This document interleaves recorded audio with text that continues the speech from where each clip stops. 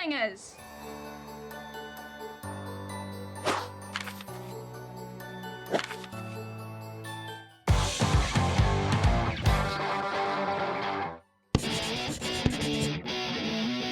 Salut les cocos, ici Georges, votre coach préféré.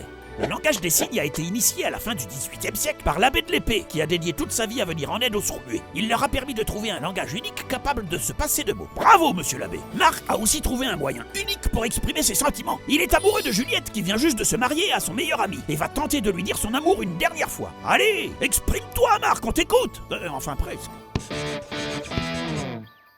On peut réussir à dire beaucoup de choses sans qu'un seul mot ne franchisse nos lèvres. Il existe de nombreux moyens plus ou moins originaux pour transmettre vos propos. L'important est de choisir ceux qui vous semblent les plus appropriés à la situation et à votre interlocuteur.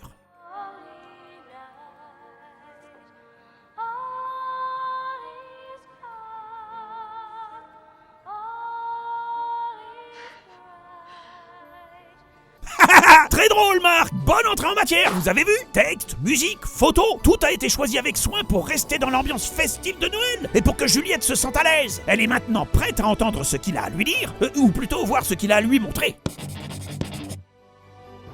Un message non-verbal est soumis aux mêmes contraintes que n'importe quel discours oral classique. S'il est obscur et confus, il y a de très fortes chances qu'il soit mal compris et mal interprété. Vous devez donc organiser et structurer votre propos pour que les signes que vous utilisez soient limpides et puissent atteindre ou toucher leur destinataire. Prenez en compte l'autre. Il faut toujours être au moins deux pour transmettre un message.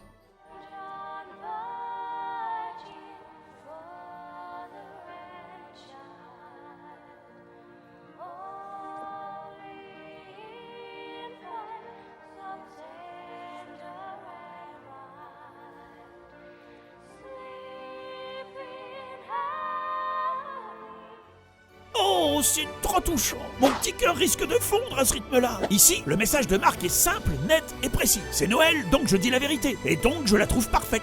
Rien à dire, on ne peut pas faire mieux. Et son regard en dit encore plus long. Et Juliette l'a bien compris. Regardez leur tête.